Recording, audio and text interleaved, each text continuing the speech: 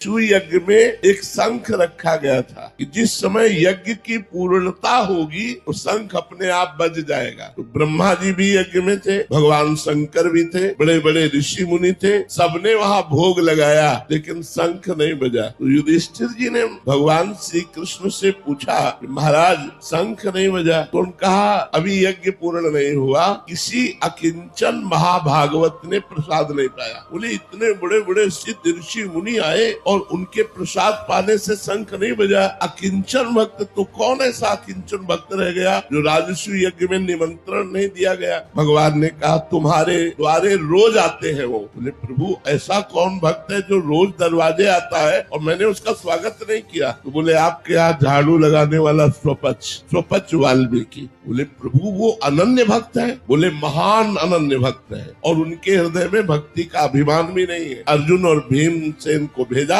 जाओ उनके घर और उनको निमंत्रण देके बुलाओ और रसोई तैयार करें द्रौपदी, और जब उनको सम्मान से पवाओगे तब यज्ञ पूर्ण होगा। स्वपच वाल्मीकि के यहाँ जब अर्जुन और भीम जी गए तो वो रो रहे थे भगवान का नाम जप करते हुए। हा कृष्ण हाँ।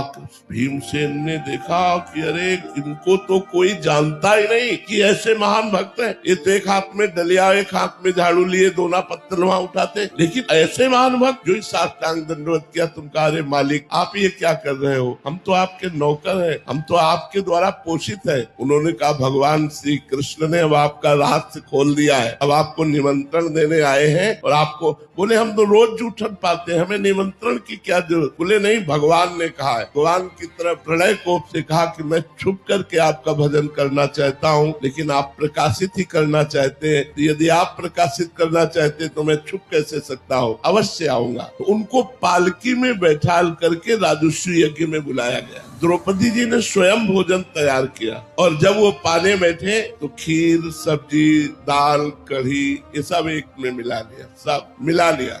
द्रौपदी जी को अच्छा नहीं लगा, पूरी रात अलग अलग व्यंजन बनाती रही। स्वपच वाल्मीकि जी ने पाया लेकिन शंख नहीं बजा। युधिष्ठिर जी ने कहा महाराज आप तो कह रहे थे अकिंचन महाभागवत स्वपच जी जब पालेंगे तो शंख बज जाएगा। बोले शंख तो बज जाएगा लेकिन अपराध हो गया, इनके प्रति किसी ने अपराध कर दिया इसलिए शंख नहीं बजा। किसने किया? तो द्रौपदी जी ने कहा मेरे मन में एक बात आई प्रभु, पूरी रात सुंदर सुंदर पकवान बनाती रही, एक में मिला लिया तो मुझे लगा कोई राजा महाराजा होता तो वो स्वाद जानता, ये क्या जाने स्वाद, इसीलिए एक में मिला लिया, ऐसा मेरे मन में आया। बोले तो वैष्णव अपराध बन गया, वैष्णव में दोष दृष्टि बन गई, इनके चरणों में प्रणाम करो। प्रणाम किया। जे ही द्रौपदी जी ने प्रणाम किया बड़ी जोर से शंख गर्जना होने लगी।